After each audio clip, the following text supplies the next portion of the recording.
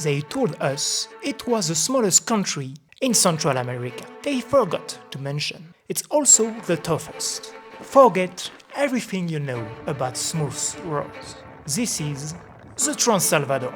No pavement, no shortcuts, just 50 kilos of gears and vertical walls of volcanic dust. This isn't travel, it's a fight for every single mile.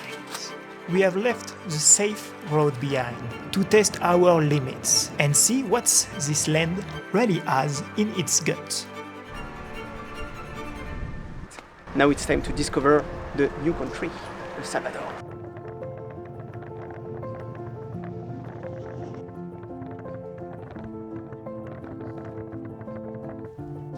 The track leads us toward Los Naranjos.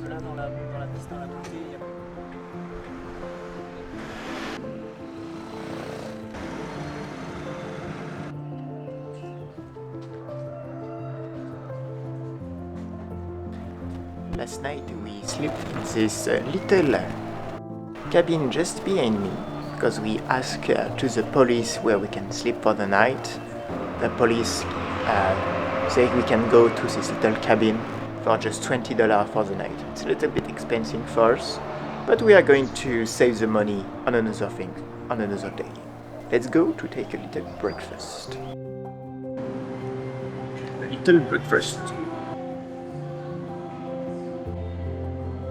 Very quickly, dust becomes the only horizon. It's not just dirt, it's volcanic ash, fine, shifty, and turning every climb into a balancing act. Ah non mais après c'est encore plus raide. No, it's easy, Bryan. It's too hard. It's okay. We have no choice. We have to continue to go to the volcano.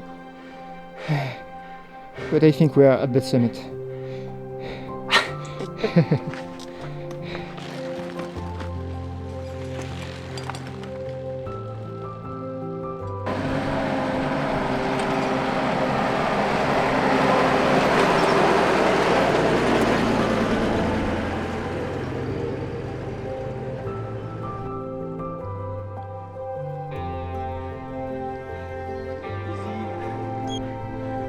It's funny, there is a little Cantal vibe, or Charolais vibe, with the little mountain, little hill with a cow. That is the same. It's as steep as the Charolais when we started trip in France, nearly 1 year and a half ago.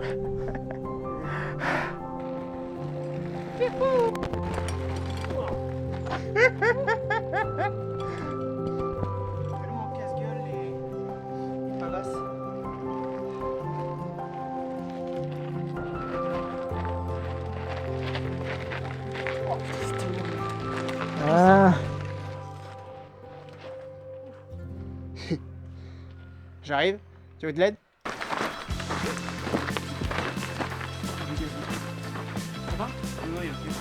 Rates that honestly don't make any sense. With 50 kilos of gear, physics eventually wins. We are grinding at 2 kilometers an hour, our faces caked in a crust of salt and grit. It's sad that the camera make everything flat, but it's around 20% of elevation. It's a ground of loosey rock, so even with your foot, it's impossible to stay on the ground. Whew. We have a new friend.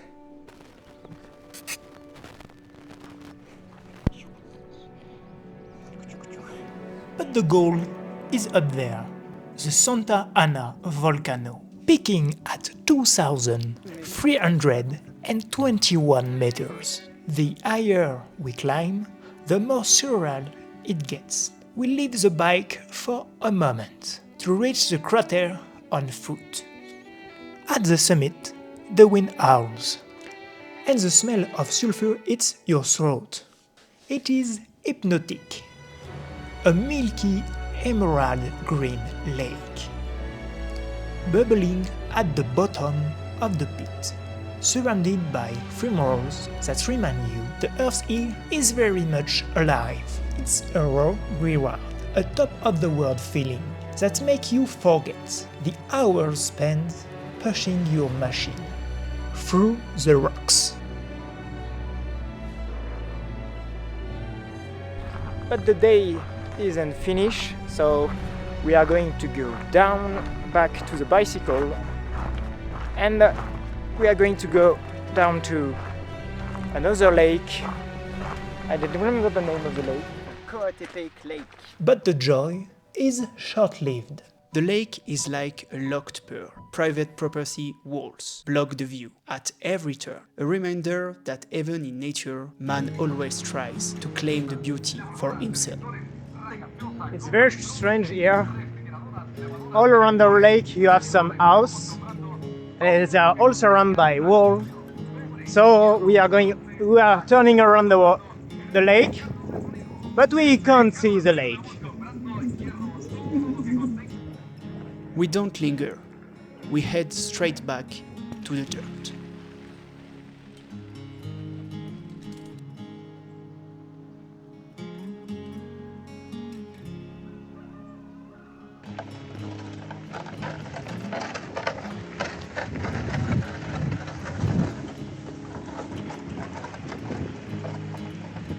We are around the middle of the climb to go to the top of the mountain, and we are going to stop in around 200 meters of elevation, so we'll have 400 meters more of elevation to do tomorrow morning. It's a little bit hot. We have a lot of luck, and we have a lot of shade, so we don't have the direct heat of the sun.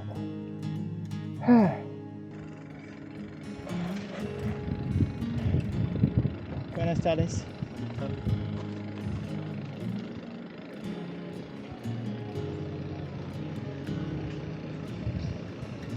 We are near the village for the night.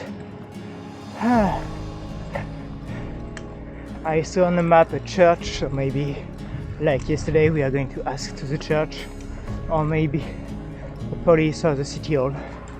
But the plan is to find somewhere to sleep for free. In the middle of a small village, we meet Eduardo. His face tells the country's recent history, all on its own. He talks to us about this new El Salvador, about the security that finally lets him look at the future without fear. It's a suspended moment, a reminder that behind every brutal track, there are lives being rebuilt.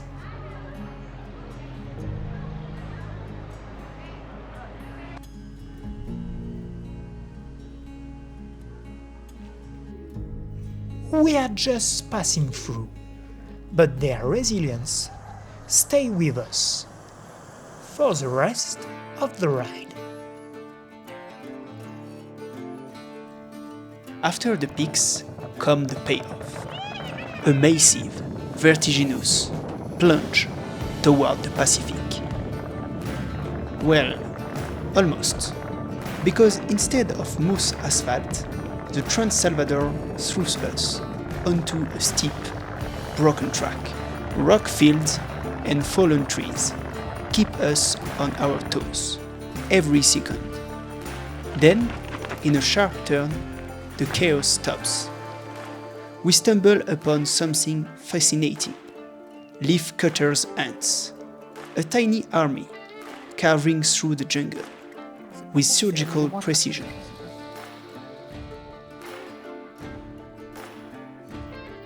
After that quick nature break, we are back at it. We found a wonderful dead tree in the middle of the track, so we need to remove all the stuff from the bicycle.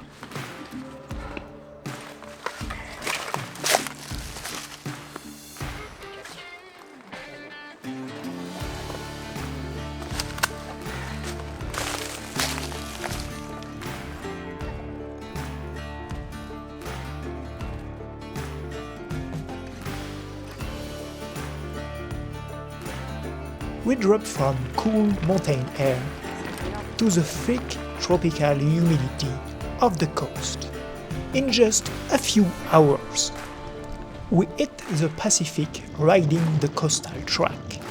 That's really put us to the test.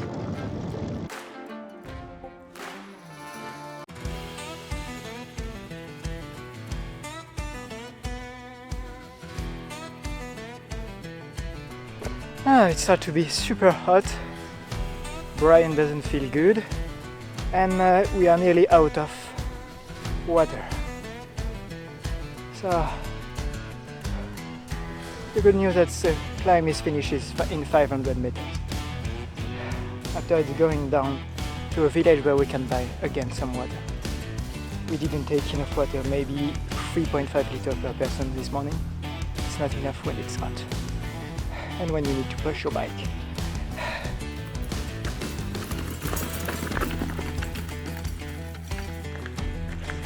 "40 degrees and a relentless sun.